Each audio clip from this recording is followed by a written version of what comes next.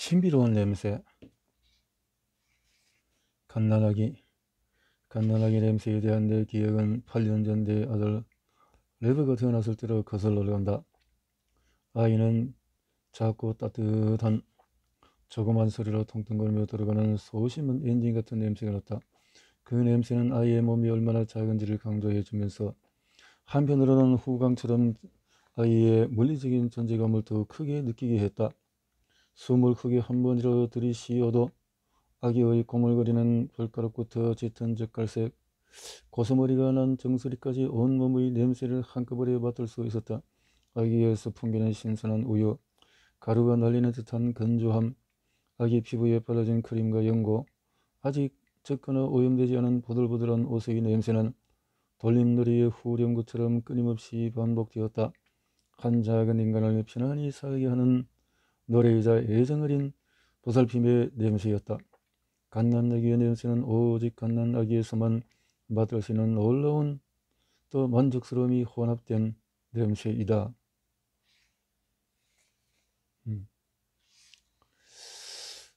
부모와 아기는 처음부터 냄새로 서로 알아본다. 갓난아기는 동물적인 감각으로 오직 냄새를 안내를 받으며 엄마의 젖가슴을 찾아간다. 압도적으로 정확도로 산모는 출산 직후에 1시간 이내에 냄새만으로 자기 아기를 찾아낼 수가 있다.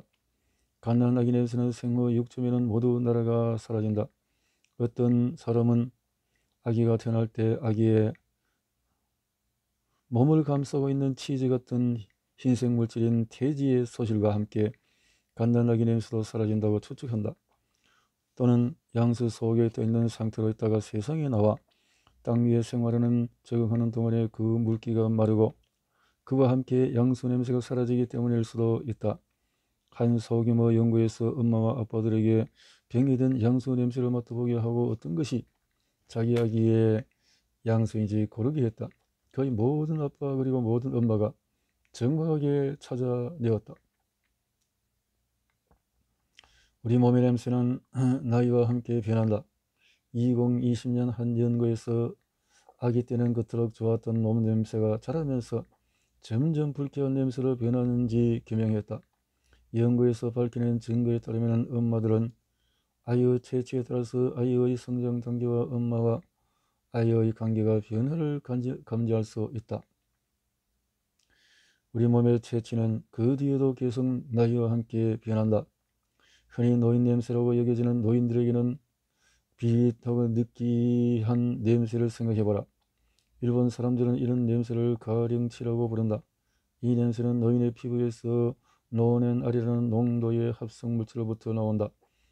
이런 변화는 노화와 함께 일어나는 체내의 대사작용의 변화 때문이거나 우리 몸에서 방출되는 전반적인 화학 물질의 요동 때문인 것으로 보인다. 이 노넨 알의 수준은 나이가 들수록 점점 올라가지만 노인 냄새는 대개 75세 이전에는 잘 느껴지지 않는다. 진화론적으로 봤을 때 사람은 어떻게 냄새로 연령대를 알 수 있을까? 한 가지 가능한 설명은 냄새가 짝을 선택할 때 정보를 제공할 수 있다는 것이다. 물론 젊은 짝을 선택하는 것이 언제나 좋은 선택이라고 말할 수는 없다.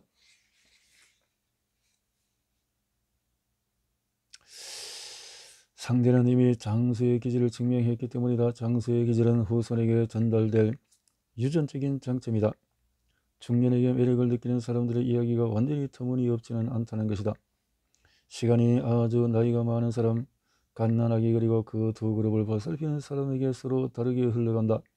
그리고 그 이상한 시간은 냄새에 각인되어 있다.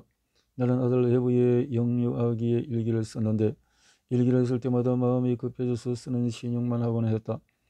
어떤 날의 일기를 보면 문장도 제대로 갖추지 않고 대충 메모처럼 흘러 써놓은 것도 있다. 그렇게 그 당시 나만 알던 내용들을 암호처럼 드문드문 적어놓고 어떻게 나중에 그것을 다시 보면 이해할 수 있을 것인가 라고 생각을 해보았다. 부모 노릇에 대한 옛 속담이 떠오른다. 하루는 길고 1년은 짧다라는 말이 맞다. 아기 냄새를 맡으려고 잠시 멈출 때마다 그 순간은 정지한다. 그 고요한 오아시스는 펼쳐지는 듯 했다가 이내 사라지지만 예기치 못한 순간에 마치 공기 중에 녹아서 사라지기 직전의 신기루처럼 되풀이해서 나타난다. 조용한 순간에 펼쳐지는 아기를 기르면서 때때로 느끼는 모든 모순적인 감정들, 그 모든 것들이 냄새로 구체화된다. 지루하지만은 스릴이 있고 피곤하지만은 설레며 화가 날 때도 있지만은 반짝반짝 빛나기도 하는 순간들, 그리고 우리는 그 찰나성과 덧없음을 뒤늦게야 깨닫는다. 시간이 빨리 갔으면 시간이 천천히 갔으면 하는 바람은 부질이었다. 시간은 그저 계속될 뿐이다. 아기의 냄새는 찰나에 불과한 순간의 향수를 뿌리고 종지점을 찍는다. 이제 8살이 된 아들은 가끔씩 내 무릎 위로 올라앉는다. 그리고 내가 자신의 머리카락과 목덜 위에서 깊이 냄새를 들이마실 수 있을 만큼만 나를 안아주다가 가버린다. 우리는 아주 잠깐 동안 봄날 양지에서 햇볕을 쬐듯이 서로의 냄새를 맡아본다. 나는 생각한다. 살아있는 줄 알았던 그 아기가 여기 있구나. 너와 나의 연결은 아직도 이렇게 계속되고 있구나. 아이는 다시 재활동으로 돌아간다. 다시금 나에게서 벗어나서. 멸종된 꽃들이라. 멸종된 꽃들. 나는 이 장의 소재로 쓸 2종의 멸종된 꽃 냄새를 맡아보기 위해서 세계 여행을 계획했었다. 그러나 글로벌 팬데믹 덕분에 그 계획은 없던 일이 되어버렸다. 그 두 꽃 하나인 오르백실름 스티플라툼 이라고 필라델피아 미술박물관에서 냄새를 맡아볼 계획이었다. 나오지 않은 하비스 카델푸스 웰디아누스룩 이라고 부른다. 이는 마운틴 히비스커스라고 부르는 하와이어다. 내가 처음 여행을 계획했을 때 런던에서 장기 전시 중이었다. 멸종된 꼬당이를 맞는 것이 어떻게 가능할까? 과학은 거의 기적과도 같은 일을 해냈다. 미국 기업 킹코 바이오웍스의 합성 생물학자는 어마어마한 양의 꽃과 초본류 식물의 아파를 소장하고 있는 하버드 대학교 식물 표본실에서 몇 종의 식물 표본들을 각각 새끼손가락의 크기만큼 잘라왔다.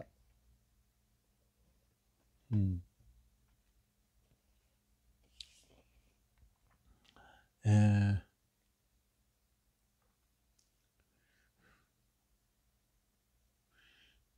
이렇게. 대량으로 냄새분해를 살려내기에 비용이 너무 많이 든다. 시설 톨라스는 각 식물에서 생산된 분자의 리스트를 받아서 이를 출범점으로 삼고 세계적인 향료회사 인도네시아 플레이버 프랜스가 소장하고 있는 식물 냄새 분자와 똑같거나 냄새 분자를 이용해서 다양한 식물 냄새들을 재창조했다. 자, 이 일을 하는 이유를 알아보자. 기술 관련 전문가라면 이렇게 대답할 것이다. 거대의 DNA는 지금 우리가 잃어버린 유용한 코드를 갖고 있을지 모른다. 그렇다지만 이런 주장은 매우 추상적이다. 그보다도 확실한 이유는 이렇다. 잃어버린 냄새를 재창조하는 것은 멸종을 더욱 실감나게 한다는 것이다.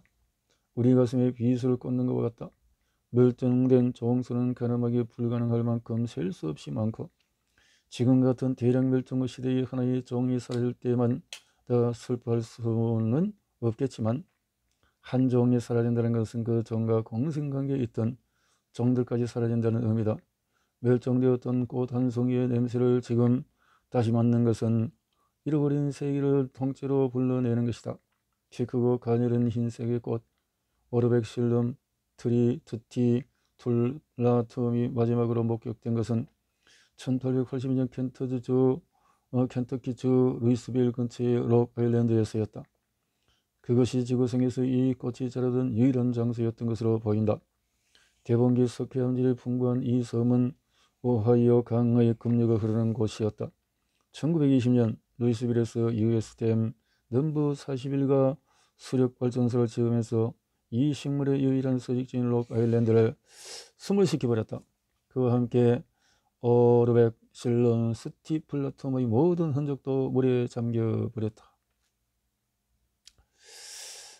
나의 양가 조보정의 세 분은 그 댐에 지어진 오하이오 강 근처에 사셨다. 이런 것이 있었다는 거죠. 멸종된 것들이 있었다는 거죠. 너무나 많은 아이러니가 이 냄새 주변을 둘러싸고 있는 것 같다. 이 냄새들은 완전히 상상과 호기심으로부터 출발해서 실험까지 거쳤지만은 내가 그 냄새를 직접 맡아보려고 항공권을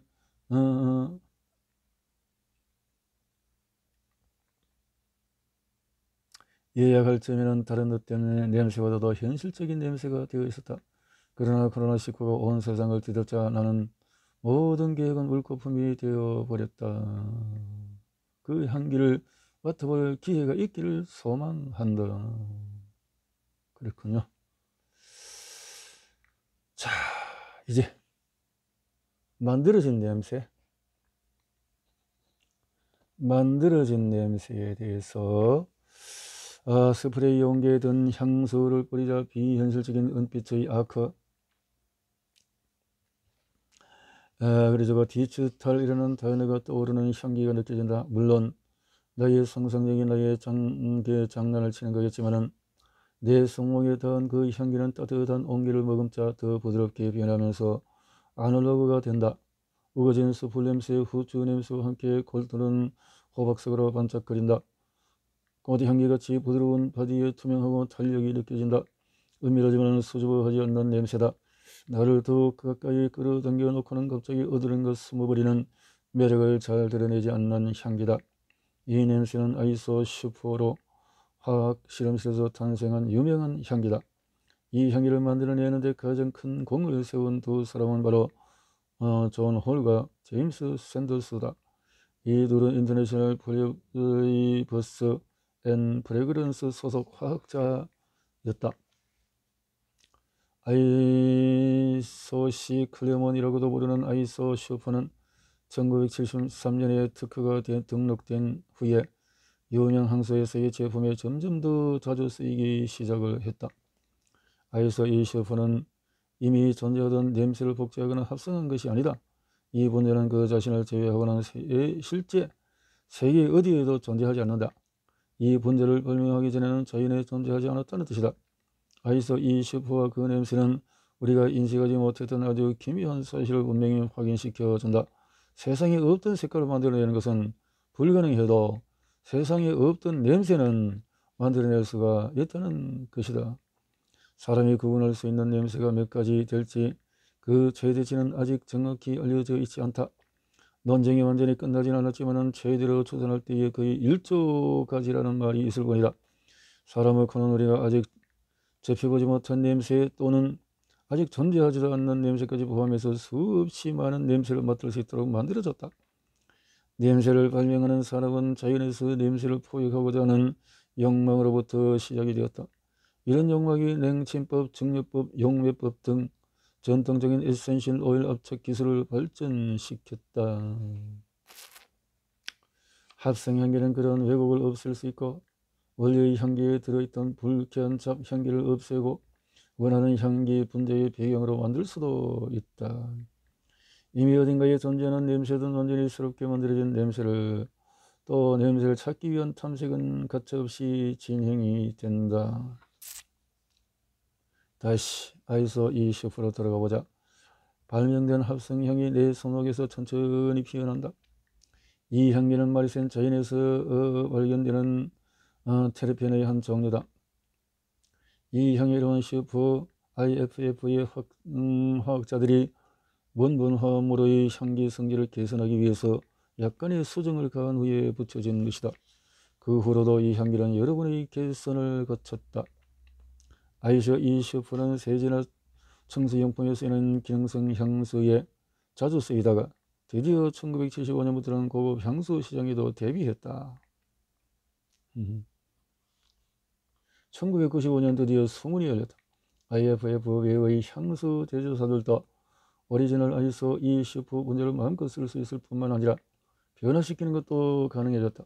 1950년대 중반 지보단의 분석가가 이미 아이소 이 슈퍼 분자의 성질을 연구하기 위해서 이 분자를 역설계한 적이 있다. 그렇게 냄새를 발명하더니 스릴이 있지만 비현실적이라고 들릴지도 모른다. 초기 시절에는 사실 그러했다. 이렇게. 다시 한번 나의 아이소 이 슈퍼의 냄새를 맡아보니 친밀감과 함께 펼쳐지는 이 향기만의 개성이 놀랍다. 일부러 냄새를 맡아보려고 코를 들이대지 않아도 시간과 함께 천천히 피어오르면서 차츰 옅어진다. 랑콩 트레저에 대해서 읽었던 내용이 떠오른다. 트레저는 아이소 이쇼프와 헤디온 그리고 갈락솔라이드 이렇게 이런 것들이 결합된 향이다. 트레저를 만드는 저 향수는 이 향수에 허금이라는 가지를 붙였다. 네 가지 향기 노트의 결합을 지금은 허금이 어코드 저 향수의 이름을 따 그러즈먼 어코드라고 부른다. 심령체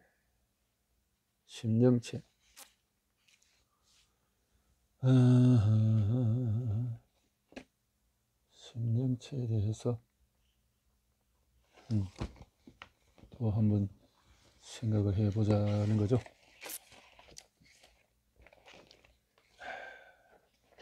사람은 여러 가지 환경 속에서 심령체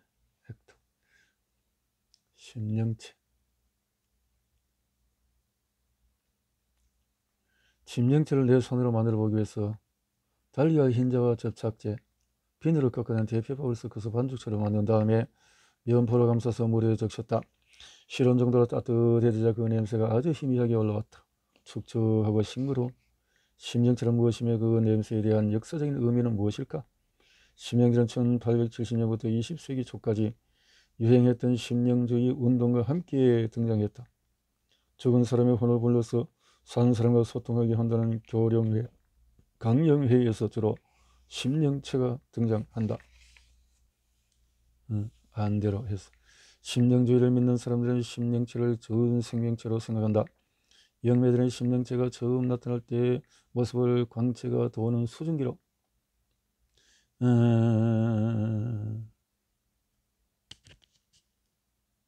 수분을 잔뜩 먹으면 금속성에 폭풍이 있다고 오는 전자 같은 냄새라는 것이다. 1920년대에 심령체에 대해서 연구했던 프랑스의 한 의사는 심령체가 스스로 기어다닌다고 설명을 했다. 그런 다음과 같이 설명했다. 심령체. 그런 심령체를 다시 정리해보자.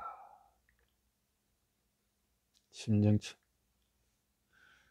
우선 이는 교령회에서 불려온 홀령이 스스로 존재를 물리적으로 증가하기 위해서 이용하는 유연한 물질이다. 때로는 홀령의 심령체를 통해서 팔다리나 거미줄 같은 무정형의 무언가로 변해서 그것이 이승에 돌아왔음을 암시한다. 지금까지 이야기는 모두 어이없고 황당하게 들릴 수도 있고 사실이 그렇기도 하다. 그러나 심령주의자들이 말하는 물질하는 심령주의가 유행하던 당시의 모든 과학자의 관심사였다. 심령. 1882년 몇몇 과학자들과 학자들이 심령연구협회를 설립했다. 협회가 설립되고 10년쯤 후에 협회 회원들 중에서 상당수가 노벨상을 수상한 과학자 샤를리세 박사의 집에 모였다. 이날 모임의 목적은 한 영예의 강령수를 가까이서 관찰하기 위해서였다.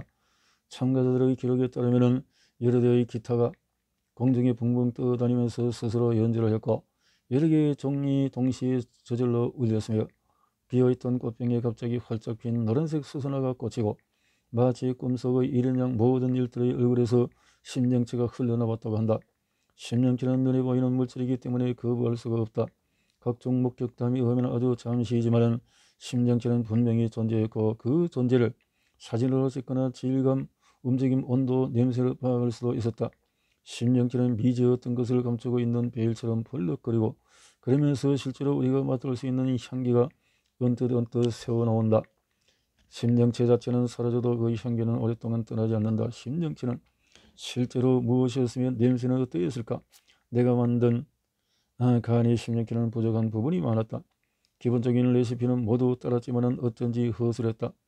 원래는 흑간과 박목장 냄새가 스며들게 하기 위해서 말발굽의 젤라틴을 사용하는데 나는 그런 거식 젤라틴을 구할 수가 없어서 구연산 펙틴으로 만족해야 했다. 펙틴을 첨가하자 나의 심령체에서 달걀의 황 냄새가 났다.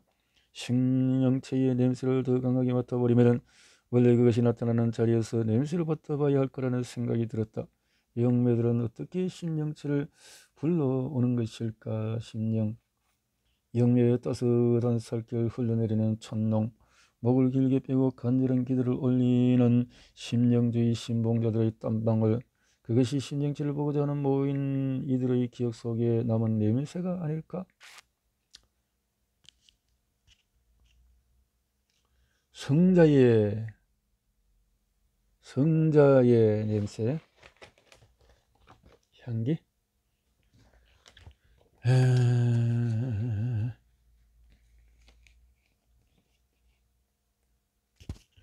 성자의 향기, The Odor of Sanctity.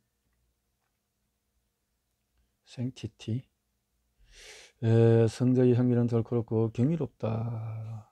전혀 향수를 뿌리지 않은 몸에서 냄새가 난다면 그것은 단순한 사실로 설명되기 힘들다. 성자의 향기는 가톨릭 성인들의 생전이나 사후에 그들의 감 속에는 향기를 뜻한다. 아름다운 성자의 향기는 성인의 일화에서 종종 행동으로도 바뀐다. 마치 바람을 잔뜩 받은 범선의 돛처럼 장작불이 커다란 낯을 그리며 활활 타올랐고 성인의 몸은 그 불길에 휩싸였다. 불길 안에서 타들어가는 육신처럼 보이지 않았다. 열기에 구워지고 있는 빵 혹은 가마 속에서 녹고 있는 금이나 은 같았다. 그리고 유향과 같은 값비싼 향료들의 냄새가 났다. 이런 형태의 신비주의자들이 의리에 그러하듯이 성인의 향기는 세월과 함께 변해갔다. 처음에는 순교자에게서 이 향기가 났지만 나중에는 순교하지 않은 성인들에게도 이 향기가 났다. 향기. 어떤 성인들은 그 시신 주변의 시퍼리에서 향료가 나왔다. 선례자들은 그 시퍼리에서 나는 향료에 치유의 효과가 있다고 믿어서 작은 병이 모았다. 이렇게 성자에게서 악취가 난 경우도 있다. 악취. 자신의 죄를 참회하고 피가 날 정도로 허리에 밧줄을 꽁꽁 동여맨 채 1년 동안 풀지 않고 두기도 했다. 찢어지고 갈라진 상처의 살점이 썩어서 악취가 진동하자 수도원에서조차 그를 내쫓을 정도였다. 시몬이 그 다음으로 택한 고행의 방법은 높은 기둥 위에서 사는 것이었다. 그래서 그에게 주상 고행자라는 별칭이 붙게 된 것이다. 기둥 위에서 그런 것까지 고통을 겪으면서 자그마치 37년을 지냈다. 전설에 따르면 37년이 다 되어갈 즈음에 국왕이 찾아와 시몬의 고행과 참여를 직접 목격했다. 그때 시몬의 썩은 발인의 진주로 변했다. 죽을 때까지 고행을 멈추지 않는 시몬의 몸에서 점점 더 심한 악취가 진동했는데 숨이 끊어지자 그 악취가 향기로 변해서 장례를 칠 때까지 향기가 맴돌았다. 이 일화에 도덕의 악취는 풍겼지만 죽은 이의 향기는 신의 은총으로 보석을 받았다는 증거였다. 가톨릭 이외의 다른 종교들도 좋은 냄새는 선, 악한 나쁜 냄새는 악과 동등하게 간주한다. 시아파 이슬람의 이야기에는 사과 냄새가 반복적으로 등장한다. 그 중에 한 이야기를 보자. 대천사 가브리엘이 선지자 무함마드에게 천국에서 딴 사과를 주었다.